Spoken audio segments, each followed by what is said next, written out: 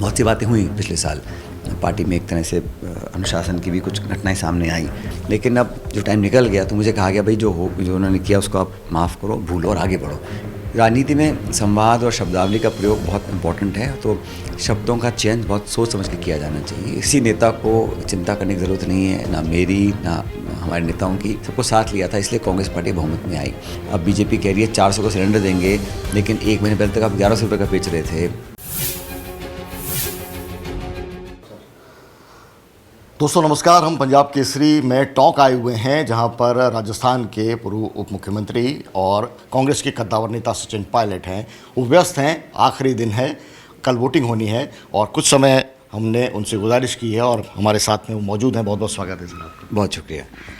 चुनाव प्रचार कैसा चला सर? किस रूप में लगातार आपके कैंपेन चले? आज बड़ा इंटरेस्टिंग ये चुनाव रहा और कांग्रेस ने शुरू से ही एक बड़ा संवेदनशील, सक्रिय और एक पॉजिटिव कैंपेन हम लोगों ने चलाया।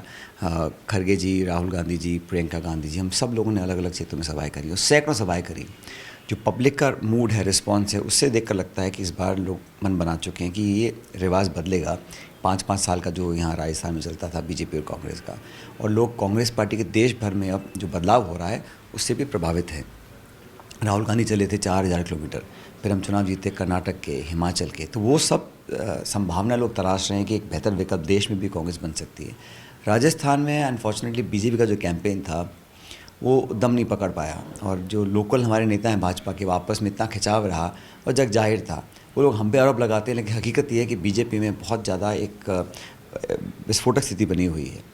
तो बाहर के जो आयातित नेता हैं देश भर के, including prime minister, home minister, chief minister, सब आके यहाँ पे उन्होंने डेरा डाला, क्योंकि लोकल लोगों से यहाँ बात संभल नहीं रही थी। लेकिन पब्लिक 25 तारीख को कल कांग्रेस को बहुमत देगी, ऐसा मुझे लगता है। जब से आपने भारतीय जनता पार्टी के कैंपेन पे अटैक किया है, लोग बयान दे रहे हैं लगातार कि गुर्जर हैं समुदाय और आपका और अशोक जी का ये तमाम इश्यूज़ हैं, वो वापस पीएम की रैली में और तमाम जगह उठनी शुरू। जातिगत राजनीति है। अब देखिए, इतना बड़ा कोई आदमी पद पे बैठा हो, 8 करोड़ लोग रहते हैं प्रदेश के अंदर, और कांग्रेस पार्टी ऐसी है, जब मैं अध्यक्ष था हमने सबको साथ जोड़ा, तभी हम 21 विधायक रह गए थे 2013 में। 21 से हमारी संख्या 5 गुना बढ़ी, हम आधे 100 तक आए, बहुमत आया। तो हमने सबको साथ लिया ना, कोई एक जाति, एक बिरादरी, एक समुदाय से ऐसा होता नहीं है, सबको साथ लिया था, इसलिए कांग्रेस पार्टी बहुमत में आई। अभी जो टिप्पणियां मैं देख रहा हूँ वो बौखलाहट का भी एक परिचय है, क्योंकि अगर बीजेपी को लग रहा है कि चुनाव जीतते मुद्दों के आधार पर, विकास के और ट्रैक रिकॉर्ड उनका जो अपना है उसके आधार पर, तो उनको ज़रूरत नहीं पड़ती इस तरह की कटाक्ष करने की, इस तरह की बातें करने की जो असत्य हैं, जो झूठ से जो सच से परे हैं। और मुझे लगता है कि ये जो किया जा रहा है ये सिर्फ इसलिए किया जा रहा है कि लोग पूछें ना कि भाई पेट्रोल डीजल का दाम क्या है, गैस का सिलेंडर कितने का है। अब बीजेपी कह रही है 400 का सिलेंडर देंगे, लेकिन एक महीने पहले तक आप 1100 रुपये का बेच रहे थे। 2 करोड़ रोज़गार कहाँ गए, किसान की आमदनी दुगनी क्यों नहीं हो रही। इन मुद्दों से अब ध्यान भटकाने के लिए वो इस प्रकार की बातें करते हैं, लेकिन कोई दम नहीं इन बातों के अंदर। पूर्वी राजस्थान की 40 से ज़्यादा जो सीटें हैं उस पर आपका जो इन्फ्लुएंस है, कहीं ना कहीं उसके ऊपर वो टारगेट करने की कोशिश कर रहे हैं इस तरह के बयानों से। इन्फ्लुएंस देखो ऐसा है, राजस्थान जब कांग्रेस जीतती है तो पूरे समूचे प्रदेश में हमको बहुमत मिलता है।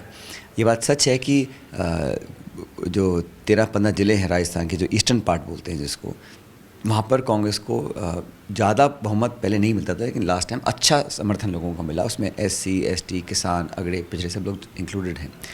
तो उनको लगता है कि वहाँ पर सेंधमारी करें, लेकिन बीजेपी की जो काम करने का तरीका है उससे लोग बहुत संतुष्ट नहीं हैं। 10 साल हो गए ना केंद्र सरकार को भी, और जहाँ वोट पड़ चुके हैं मध्य प्रदेश में, छत्तीसगढ़ में, वहाँ दोनों स्टेट्स में कांग्रेस की सरकार बनने वाली है। ये सब वो भांप चुके हैं। इसीलिए राजस्थान में जो लास्ट बड़ा स्टेट जहाँ चुनाव हो रहा है, वहाँ पे वो सब काम करने की कोशिश कर रहे हैं कि कैसे हम एक परसेप्शन क्रिएट करें, आपस में लोगों को डिवाइडेड दिखाएं, नेताओं में झगड़ों को बताएं। लेकिन मैंने उस दिन भी कहा और आज फिर कह रहा हूँ, किसी नेता को चिंता करने की ज़रूरत नहीं है, ना मेरी ना हमारे नेताओं की। हमारी जनता, हमारी पार्टी हम सबका ख्याल रखेगी। पहला हमारा लक्ष्य है कि हम कैसे बहुमत तक पहुँचें। एक वाहिद आप अकेले ऐसे युवा नेता हैं जिन्होंने बहुत पेशेंस रखा है पूरी कांग्रेस की राजनीति के अंदर। कई नेता हैं वो बाहर गए। आने वाला दौर, भविष्य का नेता सचिन पायलट, तमाम नेता हैं वो कहते रहे हैं दिल्ली से आते हुए, ये भविष्य का अगला जो चुनाव है, ये परिणाम जब आएगा उसके बाद भविष्य के गर्भ में क्या है किसी को नहीं पता। तो मैं अपने आप को एक वैसा व्यक्ति मानता हूँ जो कर्म करता है। कर्म ही हमारा धर्म है। हम काम करें, मेहनत करें, लगन से करें, ईमानदारी से करें, लोगों को साथ जोड़ें, और जो पब्लिक में सच्चाई से काम करते हैं उसको कोई ना तो नज़रअंदाज कर सकता है और ना उसको झुठला सकता है। इसलिए पब्लिक के बीच में रहकर लोगों का, पार्टी का, कार्यकर्ताओं का हम काम कर रहे हैं। भविष्य में क्या होगा वो 3 तारीख को पता पड़ेगा।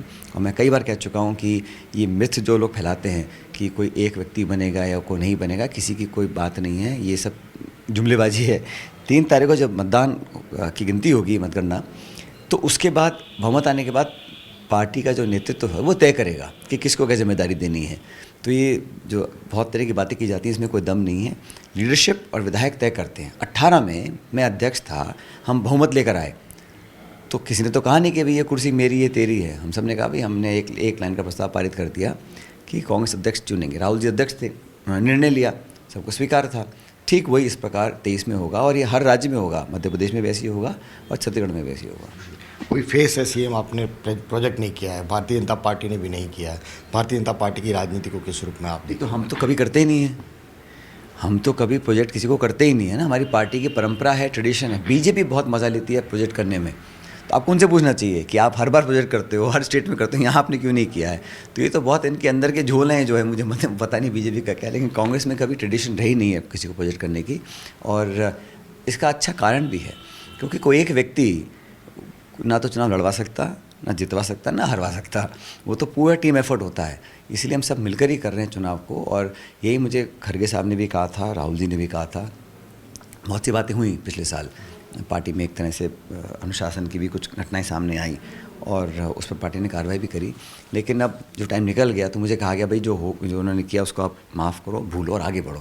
क्योंकि आज देश को ज़रूरत है मजबूत कांग्रेस की। कांग्रेस मजबूत कैसी होगी जब हम राज्य में चुनाव जीतेंगे। चुनाव कैसे जीतेंगे जब हम एकजुटता से लड़ेंगे। इसलिए उन सब बातों को पीछे छोड़ के हम आगे चल रहे हैं। और राजनीति में संवाद और शब्दावली का प्रयोग बहुत इंपॉर्टेंट है। तो शब्दों का चयन बहुत सोच समझ के किया जाना चाहिए। इसलिए मैंने तो अपने जीवन में हमेशा बहुत संयम बरता है और मुझे विश्वास है सबसे पहले तो जनता के ऊपर, फिर हमारी पार्टी विचारधारा के ऊपर और फिर अपने ऊपर। इसलिए मैं आँख बंद कर मेहनत करके काम कर रहा हूँ। आखिरी सवाल, मुख्यमंत्री अशोक गहलोत हैं, उन्होंने जिस तरह का पूरा आपके संबंध रहे, लगातार बनते बदलते रहे, अभी ट्वीट किया है आपकी वोट अपील को उन्होंने रीट्वीट किया है।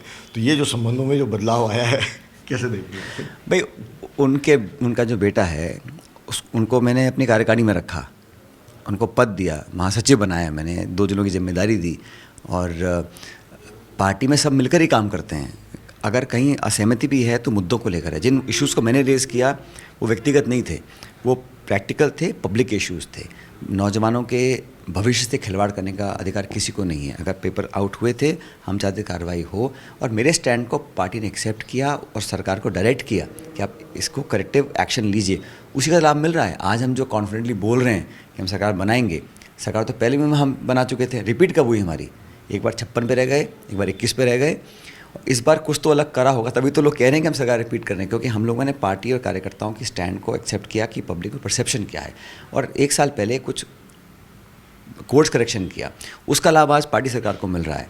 करप्शन के इश्यूज़ हैं, बाकी सब इश्यूज़ जो मुझे लगा, मैंने पब्लिक को कमिटमेंट किया था जब मैं अध्यक्ष था, सरकार में हम आएँ तो उसकी पूर्ति होनी चाहिए ना। कर्नाटक में हमने कहा ये 40% कमीशन सरकार है। जैसी सरकार कांग्रेस की बनी, इमीडिएटली हम लोग इंक्वायरी बिठाई और जांच कर रहे हैं। तो विश्वसनीयता बनाने के लिए एक्शन दिखाना बहुत ज़रूरी है। इस बात को AICC ने एक्सेप्ट किया, एक्शन लिया, उसका लाभ आज चुनाव में मिल रहा है। हम लोगों को मिलकर लड़ रहे हैं और परिणाम क्या आएंगे वो ज़्यादा इंपॉर्टेंट है ना बनस्पत इसकी कि कौन किस पद पर बैठेगा।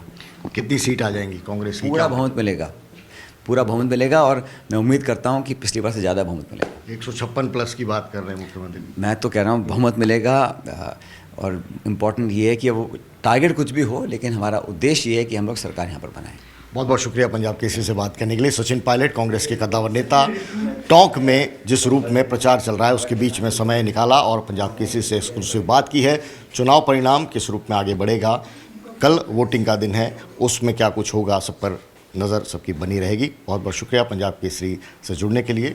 सहयोगी दीपक शर्मा के साथ विशाल सूर्यकांत, पंजाब केसरी TV, टोंक।